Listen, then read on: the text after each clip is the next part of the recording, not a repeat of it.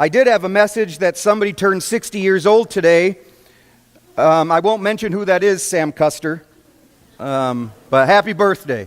So, also, my name is John, and I haven't preached in a while. So, I don't know if I remember how to preach, but I do remember that I usually start off the sermons with a joke, right? So here it is. There are these 4 people on a plane. There was a doctor, a physicist, a preacher, and a little boy, and the pilot. So 5 people all together. Well, the plane started to go down. The engines lost. The pilot came out and said, well, we're going to crash. The good news is there's some parachutes. The bad news is there's only 4, and I'm taking one, and he jumped out of the plane. So now there's only 3 backpacks left, or three parachutes left for these 3 people. So the doctor said, listen, I'm very important. I'm a doctor. I save lives. I need to go. So he took a parachute and jumped out of the plane. Then the physicist says, well, we're smart, and I'm probably one of the smartest people in the world, so I'm going to take a parachute, and I need to be saved. So he took the parachute and jumped out. And then the preacher and the little kid were there, and the preacher said, well, I've lived a good long life, so why don't you take this parachute and, you can go. And the little kid says, well, that's there's no worry, because the smartest person in the world took my backpack. So, and that's probably what would happen, too. I about messed that joke up 4 times by saying backpack instead of parachute, so thanks for laughing. But today we are going to talk about hope.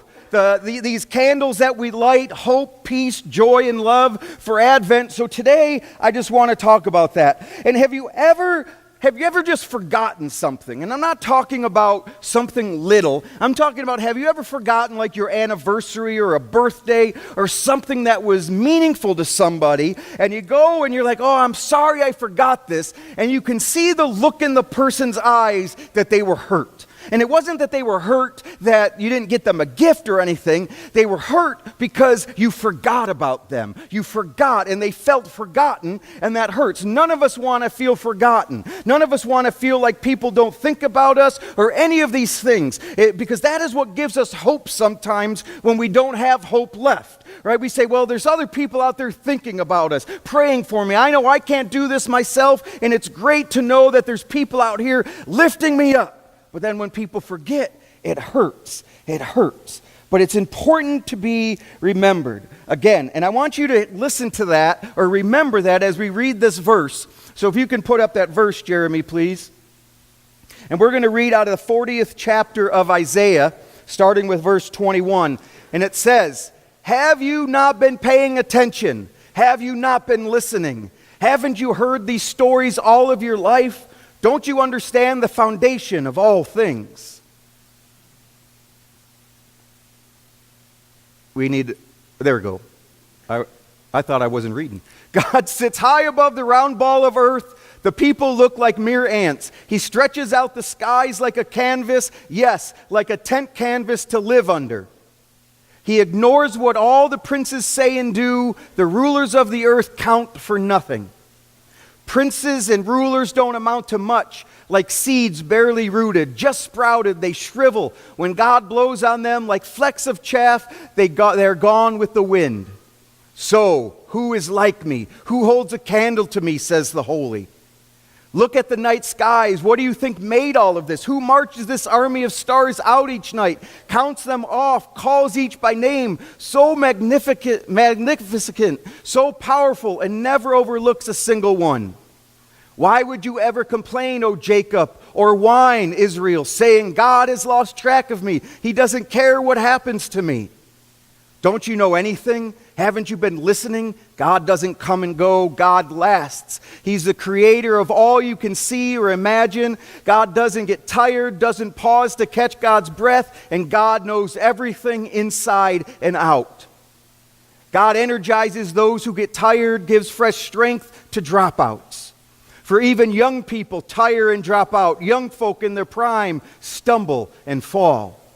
But those who wait upon God get fresh strength. They spread their wings and soar like eagles. They run and don't get tired. They walk and they don't lag behind. So as we read this passage, if you can put up the first slide, Jeremy, If we read this passage, there's some hope in it. And you think, oh, how awesome. God, the Creator God has not forgotten my name. He knows who I am, knows and walks with me. It's powerful. And this is it. But then the Israelites look around, and we can do this all the time. We can look around at the world around us and say, you know, God says God is with me, but I don't see God in this world. Look at the violence and the hurt and all of what's going on. Where is God? And they lost track of the hope. They forgot what God has done for them. They lost hope.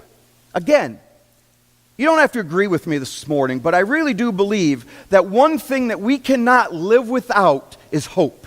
Because hope is what gets us through those times when we don't think anything else is going to get us through. Hope is what we have when we say, I do not know what tomorrow is going to be like, but I know God is going to be with me. I don't know what's going to happen when I call the doctor and get the results of these tests, but God will be with me. I don't know what's going to happen that my wife or my husband left me, but God is with me. I don't know what I'm going to do because my son or grandson is hooked on drugs, but God is going to do something. I don't know, but I have hope. And when you lose that hope, it's very easy to just go down. Hope is also powerful. And I know some of you don't like to talk about politics, but think about the migrant caravan, right? That is what hope does for you. Whether or not you think they should be in this country or not, I can care less about, but it gives them hope that says, I want a better chance for my family and for my kids, so that hope is what's going to make me walk thousands of miles through hardship and pain and all of this just because I want hope, because I know something better is coming. We listened to Samuel Dali from Nigeria talk about, don't forget us. We need to know that people are helping and thinking of us because it gives us hope and we can go on. I think that one of the reasons why my brother is dead now, right, is because he lost hope. Because when he lost sight of God and what it was done to him and all of these things, right, he lost a little bit of hope and he never recovered it. And I think that is what's missing in a lot of people. Because when people take their own lives, when people want to, do drugs to mask that pain, what they're saying is, I don't really have much hope, and I need something to help get me through. Hope is a powerful, powerful thing. And I don't care where you fall on the spectrum of where these people and refugees should be. If we lived in a country where our children's future was in jeopardy, I guarantee you, I don't care who you are, you would pack up your kids and you would walk 1,000 miles because you knew that you wanted your kids to have hope and a better future, right? Because that's what hope does. Hope keeps us going. And I think that's part of the issue here in the story. The Israelites forgot who they were. The Israelites forgot that God has walked with them already. That God said, here we are. It's almost like we have a little bit of amnesia, right? And that little stick figure is me recently. I don't know how many times I walk into a room and my head's blank. And I'm like, what in the world is going on here?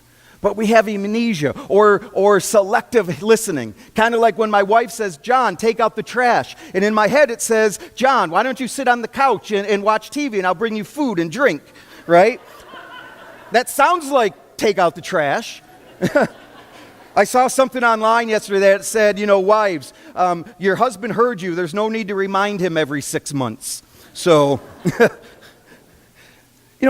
but we forget. Right? We forget who we are. And part of the prophet's job in the Old Testament especially, was to help the people remember who they are. So to remember that they are God's, to remember that they are called for a purpose, to remember what God has done for them. I love that verse. Have you not known? Have you not seen? Have you not been with me that I have been with you from the beginning? Why do you not remember? Have you not seen?